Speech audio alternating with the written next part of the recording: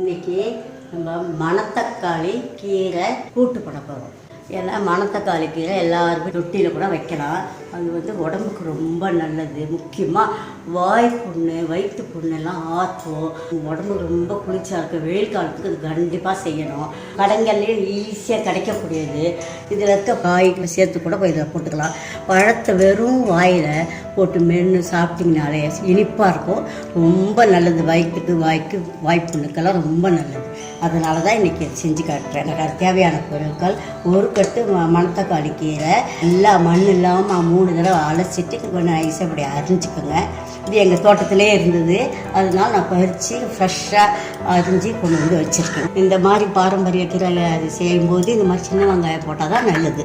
அதனால நான் சின்ன வெங்காயத்தை உரித்து அம்மா நைஸாக அரிஞ்சு வச்சுருக்கேன். ஒரு 10-12 சின்ன வெங்காயம், 2 காஞ்ச மிளகாய் தாளிக்கிறதுக்கு, கருவேப்பிலை, கடுகு, சீரகம் தாளிக்கிறதுக்கு ஒரு ஸ்பூன், பெருங்காயம் 1 ஸ்பூன், 1/2 ஸ்பூன் நான் பருப்போட போட்டுக்கிட்டேன். மீதி 1/2 ஸ்பூன் இப்போ போடணும். தேவையான அளவு உப்பு, பைத்தம்பருப்பு 1/2 கப்பும், துவரம்பருப்பு 1/2 கப்பும் கழுவிட்டு இதில் குக்கரில் போட்டு 2 பச்சை மிளகாய், 2 தக்காளி கூட போட்டால் தான் ஸ்வீட்டாக நல்லா போடுறதா. 2 தக்காளி, யூஸ்வலாக எப்பவும் போடுற மாதிரி 2 பூண்டு, சீரகம், மஞ்சத்தூள், பெருங்காயம், இவ்வளவு போட்டு 2 டம்ளர் தண்ணி ஊற்றி ஒரு விசில் வந்த பிறகு சிம்மில் 10 நிமிஷம் போட்டிங்கன்னா இந்த மாதிரி குழைய வந்துடும்.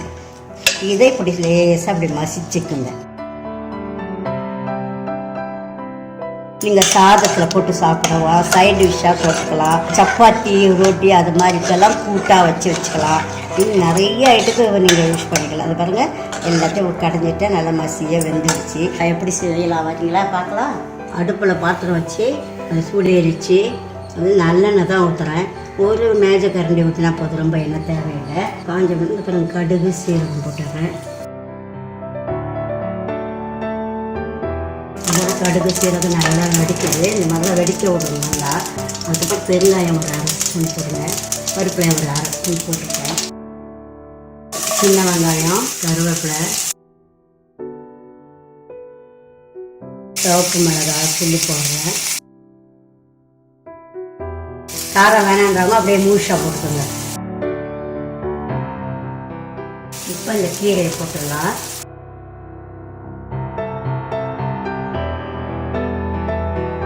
கீரை ரொம்ப நேரம் வேக விடக்கூடாது. ரொம்ப நேரம் வேக வச்சா கசிஞ்சு போயிடும். அது மட்டும் கசிஞ்சு போயிடும். இன்னும் ஒரு 5 நிமிஷத்தில் வெந்துடும். இந்த பாருங்க, 2 கிண்டுனவுடனே கிளறினவுடனே அது நல்லா சுருங்கி வெந்து வந்துடுச்சு. அதனால தான் முதல்ல உப்பு போடல. ஏன்னா முதல்ல பிறகு கொஞ்சம் ஆகிடும். அதனால் பார்த்துட்டு தான் இப்போ தான் போடணும்.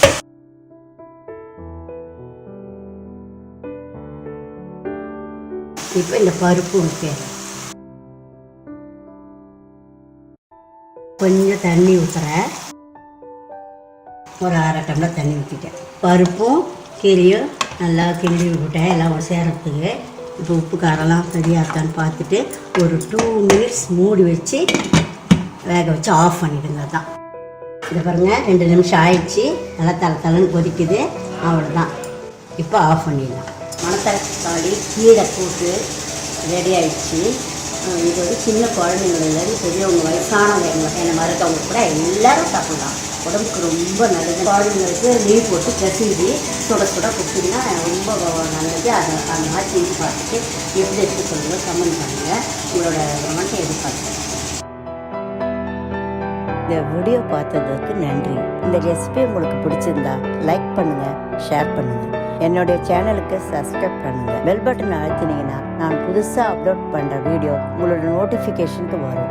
உங்களுக்கு புது ரெசிபியோ ஏதாவது கொஸ்டின்ஸ் இருந்தால் கமெண்ட்ஸில் கொடுங்க. நன்றி.